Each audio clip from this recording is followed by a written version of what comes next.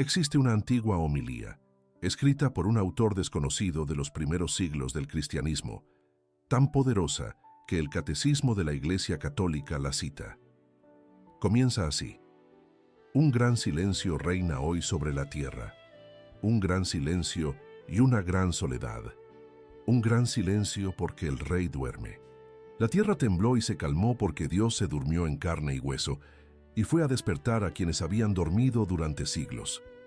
Esta homilía describe el Sábado Santo, el día más extraño de toda la Semana Santa.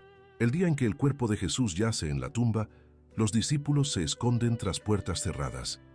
María ora en silencio y el mundo entero parece suspendido entre la muerte del Viernes Santo y el amanecer que aún no ha llegado. Es el día en que Dios parece ausente, pero no lo está. El Sábado Santo es el día menos conocido del calendario litúrgico. La mayoría de los cristianos saben lo que ocurrió el Viernes Santo. La mayoría conoce la alegría del domingo de Pascua. Pero el sábado, ¿qué sucedió el sábado? La respuesta que la mayoría daría es nada. Jesús estaba muerto. Los discípulos esperaron, y el mundo siguió su curso indiferente. Litúrgicamente, el Sábado Santo es el día más austero del año. No hay misa, no hay bautizo, no hay boda, no hay confirmación. Los únicos sacramentos permitidos son la confesión y la unción de los enfermos, para aquellos en peligro de muerte. El sagrario permanece abierto y vacío, como lo ha estado desde la noche del jueves. Las iglesias están despojadas, sin flores, sin manteles de altar, sin velas. Es como si la iglesia misma le dijera al mundo: hoy no tenemos nada que ofrecer más que silencio. Y este silencio es quizás la homilía más elocuente de todo el año. Pero la fe católica enseña algo muy diferente. El credo de los apóstoles, la oración más antigua y fundamental de la cristiandad, contiene una frase que casi todos recitan sin comprender: descendió a los infiernos.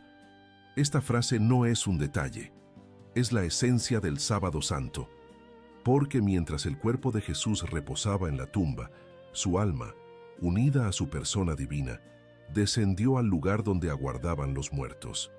Y lo que hizo allí es uno de los capítulos más impresionantes y menos conocidos de toda la fe cristiana. Jesús no permaneció inactivo en la tumba, fue a buscar a los que lo esperaban. Pero antes de entender a dónde fue Jesús, es necesario comprender lo que sucedía en la superficie, lo que hacían los discípulos, lo que sentía María, lo que vivía Jerusalén mientras el Mesías era sepultado a pocos metros del lugar donde había sido condenado. En apariencia, el Sábado Santo era un día de quietud. La ley judía prohibía trabajar en sábado, y durante la semana de la Pascua, esta prohibición era aún más estricta. Los discípulos no podían ir al sepulcro, no podían completar la unción del cuerpo, que se había realizado apresuradamente el viernes por la tarde antes del atardecer. No podían reunirse en público. Estaban escondidos, temerosos de ser arrestados como seguidores de un hombre condenado por blasfemia y sedición. El Evangelio de Juan dice que estaban con las puertas cerradas por temor a los judíos. Imaginen la escena. Los mismos hombres que 3 días antes habían entrado en Jerusalén con Jesús entre gritos de «Hosana», ahora estaban encerrados en una habitación, en silencio, sin saber qué hacer. Cada uno cargaba con un peso diferente. Pedro cargaba con la vergüenza de haber negado a Jesús 3 veces, de haber mirado a los ojos del Maestro en el patio del sumo sacerdote y haber visto que Jesús lo sabía. Los demás cargaban con la vergüenza de haber huido en Getsemaní, de haber prometido fidelidad y no haberla cumplido. Tomás, quien días después diría: «Si no veo, no creeré», ya estaba sumido en la duda. Judas ya había muerto, y el peso de su ausencia era otro tipo de silencio dentro del silencio. El Maestro, a quien creían el libertador de Israel, estaba en una tumba sellada con piedra y custodiada por guardias romanos colocados allí a petición de los propios sacerdotes, quienes temían que los discípulos robaran el cuerpo y anunciaran una falsa resurrección. Según los evangelios, las mujeres que siguieron a Jesús fueron más valientes que los hombres. María Magdalena y la otra María se quedaron el viernes por la tarde para vigilar el lugar donde habían colocado el cuerpo y planeaban regresar a la tumba al amanecer del primer día de la semana, al terminar el sábado, para completar los ritos de unción con especias y perfumes. Lucas relata que en sábado descansaron conforme al mandamiento. Aún en su dolor, obedecieron la ley. Aún con el corazón roto, respetaron el sagrado descanso. ¿Y María? La tradición católica sostiene que María fue la única que mantuvo viva su fe durante el Sábado Santo. Los discípulos dudaron, las mujeres lloraron, Pedro se escondió avergonzado, pero María creyó, no con una fe ingenua que ignora el dolor, sino con una fe madura, templada por 33 años de convivencia con el Hijo de Dios, 33 años de señales que guardó en su corazón sin comprenderlas del todo, 33 años de confianza construida momento a momento. Guardó las palabras del ángel Gabriel en la Anunciación. Para Dios nada es imposible. Guardó la profecía de Simeón en el templo que advertía de la espada, pero también de la salvación.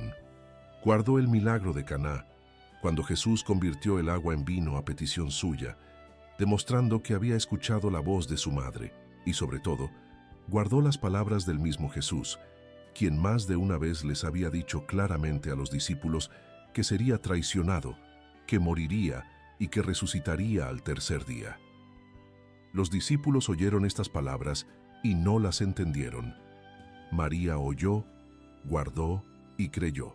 La tradición de la Iglesia celebra a María el Sábado Santo como modelo de fe en la oscuridad, como aquella que cree cuando no hay pruebas visibles que sustenten la esperanza.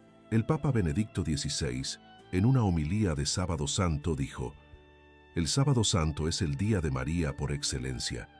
Mientras el mundo entero estaba de luto y desconcertado, ella se aferró a la esperanza. Sola, representó a toda la Iglesia en aquel momento. Creyó cuando nadie más creía.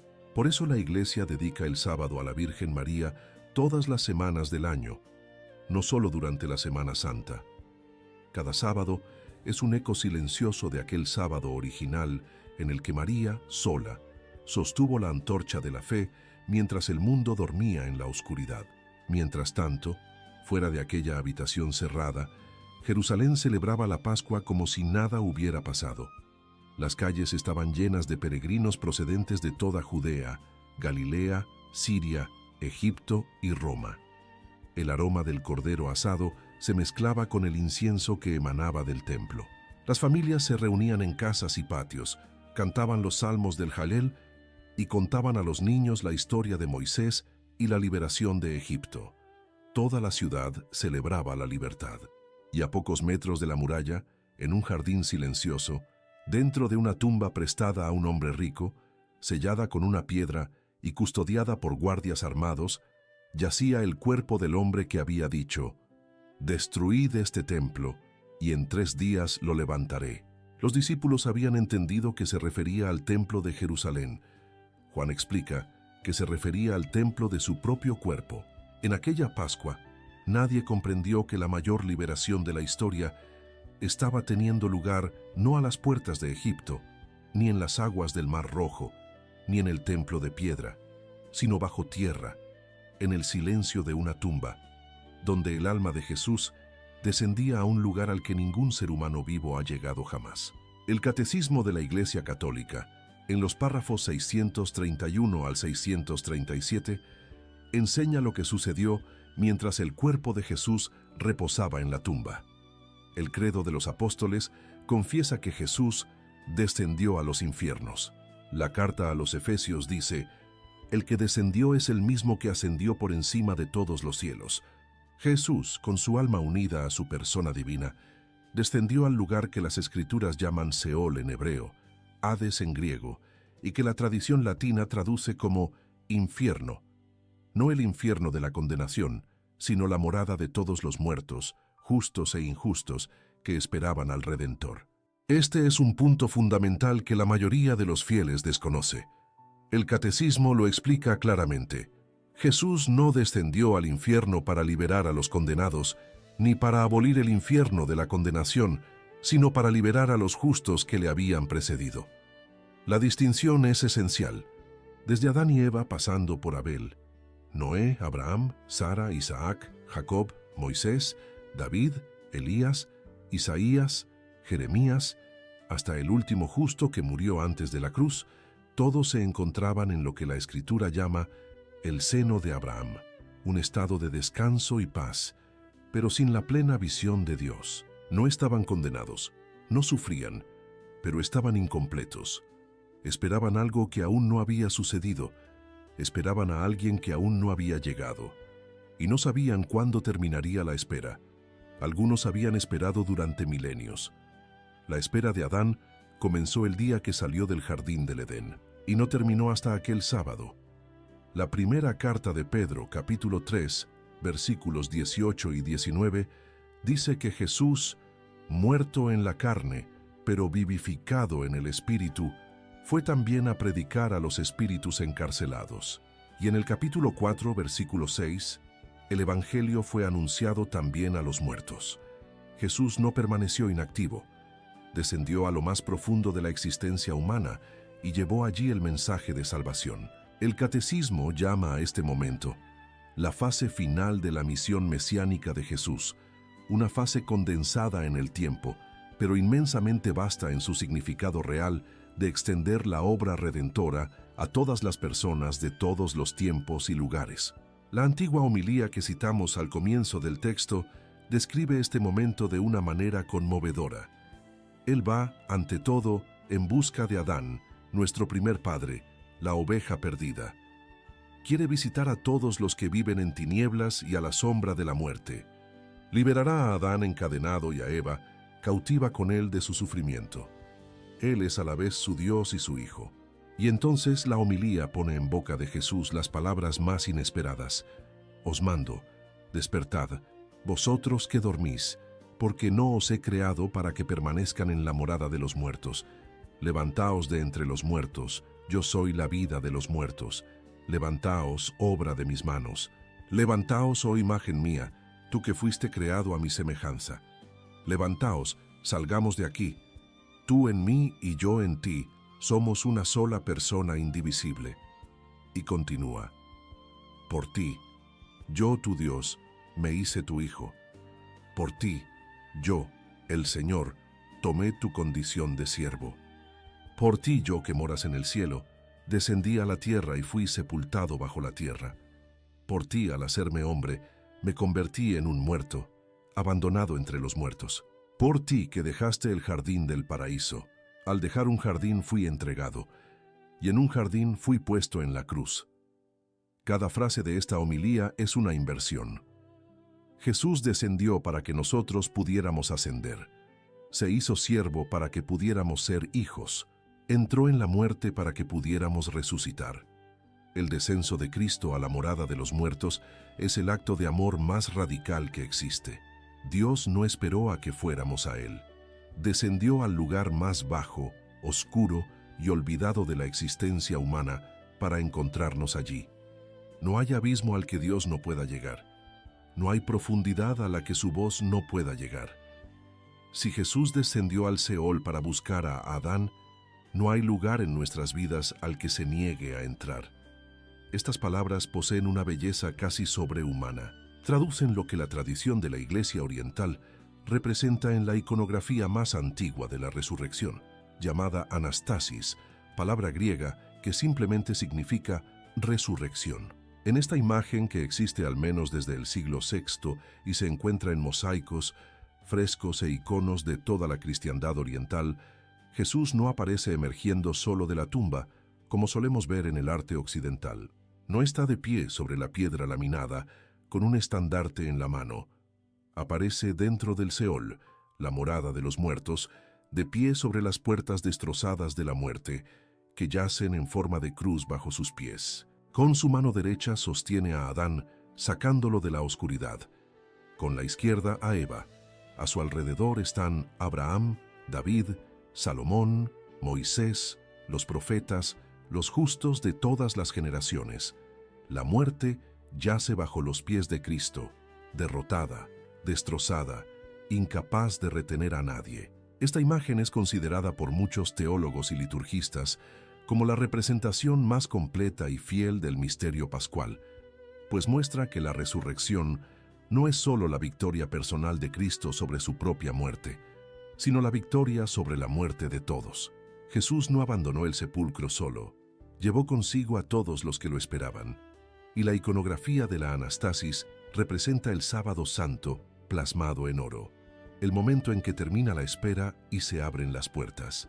San Juan Pablo II, en su catequesis del 25 de enero de 1989, enseñó que el descenso de Cristo a los infiernos da un sentido cósmico a la redención.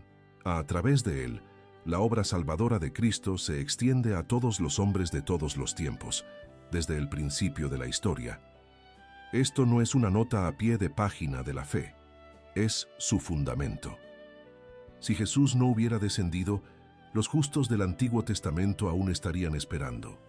El descenso es prueba de que la salvación no tiene límites temporales. El Catecismo resume: Cristo, pues, descendió a las profundidades de la muerte para que los muertos oyeran la voz del Hijo del Hombre y los que la oyeran vivieran.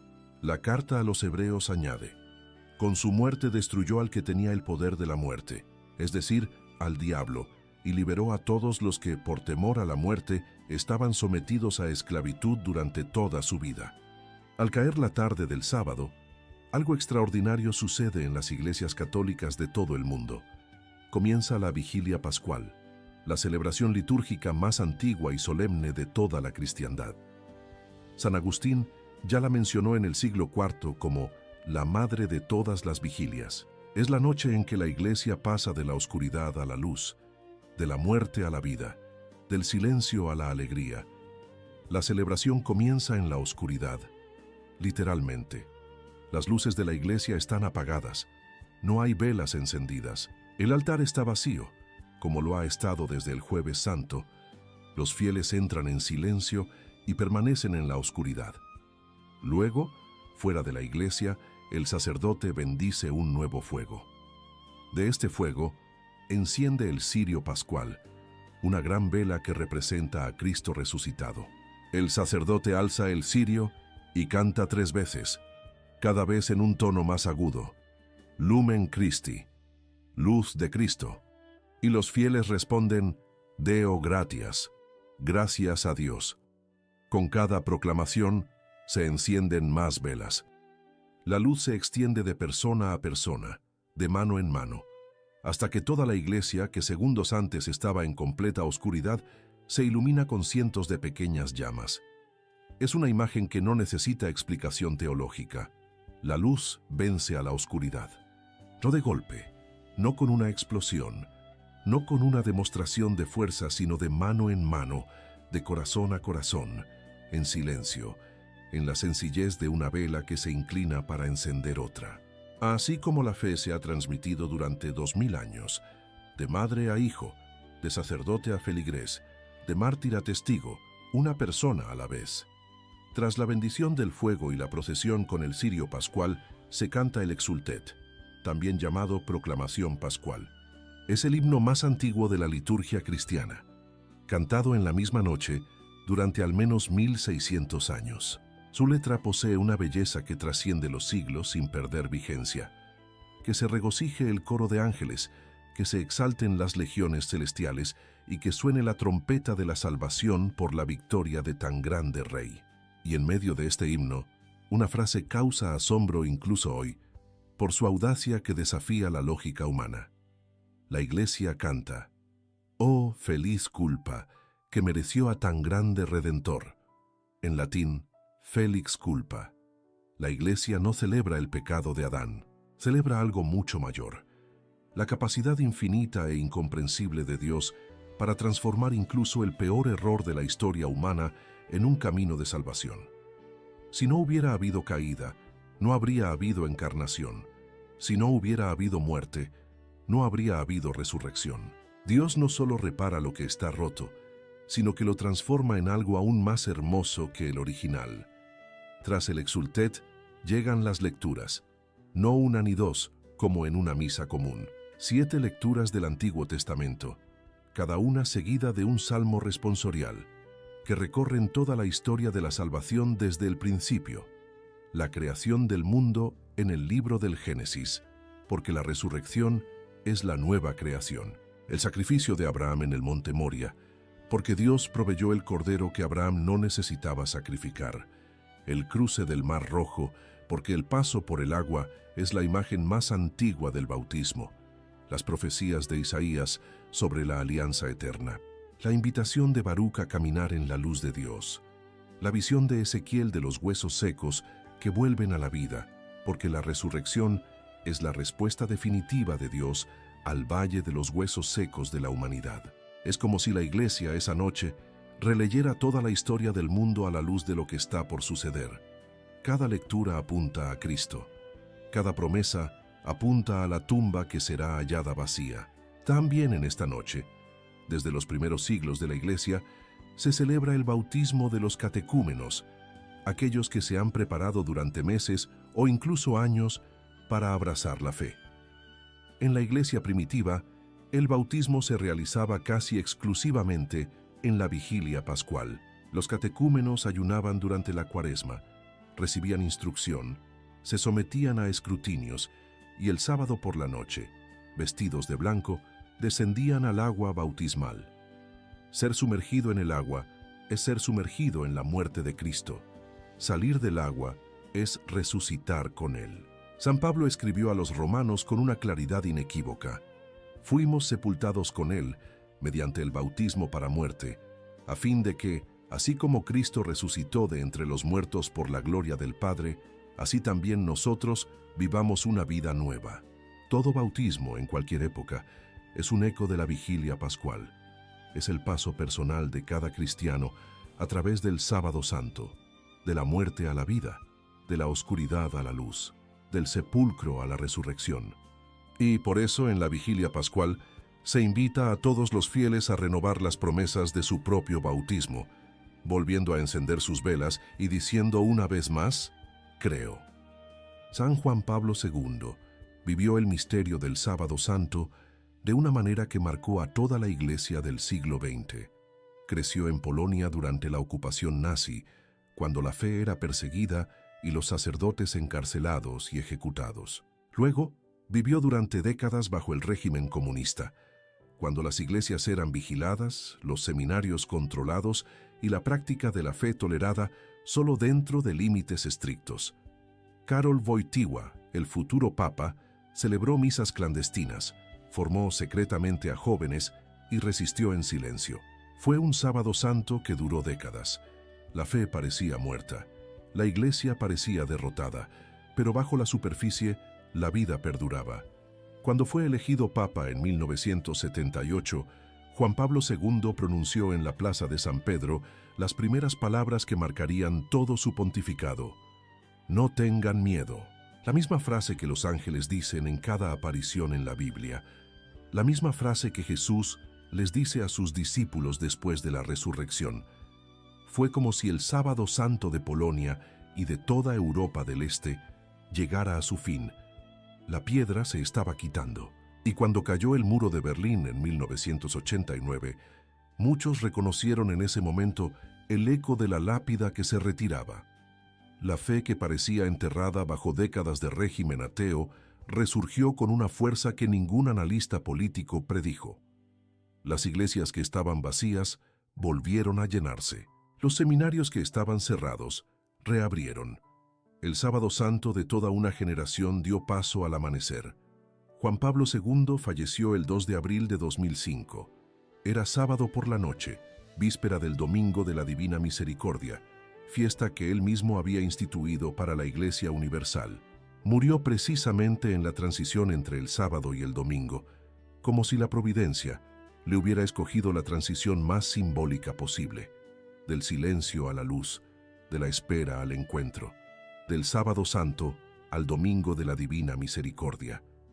Sus últimas palabras audibles, según los testigos que lo acompañaban, fueron: déjame ir a la casa del Padre, como Jesús en la cruz. Padre, en tus manos encomiendo mi espíritu. Un eco del Gólgota en una noche de abril en Roma. Todos experimentamos los sábados santos, días en que Dios parece ausente, días en que la oración parece chocar contra el techo y rebotar sin respuesta. Días en que la fe se pone a prueba no por la persecución, no por un sufrimiento espectacular, sino por el silencio común y persistente de un Dios que no responde en el plazo que desearíamos, cuando el diagnóstico médico no cambia después de meses de oración, cuando el trabajo no se materializa a pesar de toda la dedicación, cuando el matrimonio no mejora a pesar de todo el esfuerzo, cuando la persona que amamos no regresa, cuando el hijo no muestra señales de conversión, cuando la respuesta que esperamos simplemente no llega y el silencio se extiende como un desierto sin horizonte. El Sábado Santo nos enseña que el silencio de Dios no significa su ausencia. Mientras el mundo creía que Jesús permanecía inactivo en la tumba, mientras los discípulos se escondían y los enemigos celebraban, mientras todo en la superficie indicaba que la historia había terminado, Jesús llevaba a cabo la mayor misión de rescate de la historia.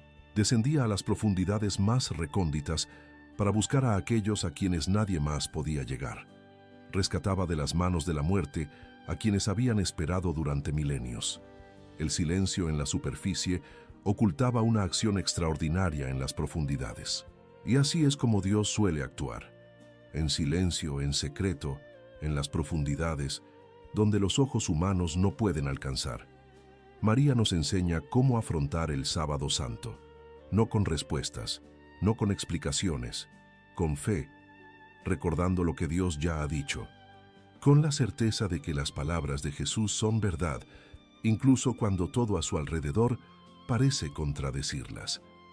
Jesús dijo que resucitaría al tercer día. María creyó y esperó, no porque supiera cómo, sino porque sabía quién había hecho la promesa. San Juan Pablo II nos enseña que el Sábado Santo puede durar años, puede durar toda una generación. Polonia vivió décadas de Sábado Santo bajo el régimen comunista, cuando la fe era reprimida, los seminarios infiltrados y ser católico practicante era un acto de resistencia silenciosa. La Iglesia en China celebra su Sábado Santo desde hace más de 70 años. Cristianos en diversas partes del mundo viven sábados santos que no aparecen en las noticias. Y en cada uno de estos momentos, en cada uno de estos tiempos oscuros, alguien en algún lugar mantuvo viva la fe. Como María en el primer Sábado Santo de la historia, como los cristianos en las catacumbas de Roma en los primeros siglos, como Wojtyła celebrando la misa para los jóvenes en las montañas de Polonia, lejos de la mirada del régimen. El Sábado Santo no es el fin de la historia, es la víspera del amanecer. Y aquí está la verdad que lo cambia todo. Entre el viernes y el domingo siempre hay un sábado, siempre. La cruz nunca es la última palabra, la tumba nunca es el destino final, pero el sábado es real, la espera es real, el dolor de la incertidumbre es real. Y Dios no nos pide que finjamos que el sábado no duele, nos pide que confiemos en que el domingo llegará, no porque veamos señales, sino porque Él dijo que llegaría. La antigua homilía que abre este texto termina con Jesús dirigiéndose a Adán, y sus palabras son para toda persona que esté viviendo su propio Sábado Santo en este momento. Levántate, vámonos de aquí, tú en mí y yo en ti. Somos una sola persona indivisible. Levántate, no temas. Yo soy la vida de los muertos. Mañana es domingo. El sol saldrá sobre Jerusalén como cualquier otro día, pero este amanecer será diferente a todos los demás. Cuando las mujeres lleguen al sepulcro con especias y perfumes para completar la unción que la prisa del viernes no les permitió, encontrarán algo inesperado. La piedra habrá sido removida, el sepulcro estará vacío, las vendas de lino estarán dobladas, y dos ángeles vestidos de blanco harán una pregunta que resuena hasta nuestros días. ¿Por qué buscan entre los muertos al que vive? No está aquí, ha resucitado, tal como lo dijo. Esta es la historia del Domingo de Pascua, el amanecer más brillante de toda la historia de la humanidad. La conclusión de esta saga, que comenzó con las palmas el domingo anterior y recorrió cada día de la semana, cada misterio, cada silencio, cada lágrima, cada palabra de la cruz, cada hora de espera, el día en que el silencio de Dios se transforma en la palabra más poderosa que el mundo jamás haya escuchado. la palabra que lo cambia todo, la palabra que vence a la muerte, la palabra que abre el cielo. Una sola palabra: ha resucitado. Si esta historia te conmovió, compártela con alguien que esté viviendo su propio Sábado Santo, alguien que necesite escuchar que el silencio de Dios no es ausencia, que la oscuridad no es el final, que después de cada viernes viene el sábado, y después de cada sábado viene el domingo. Y el domingo llega, siempre llega, porque aquel que descendió a la morada de los muertos para buscar a Adán no dejará a nadie atrás.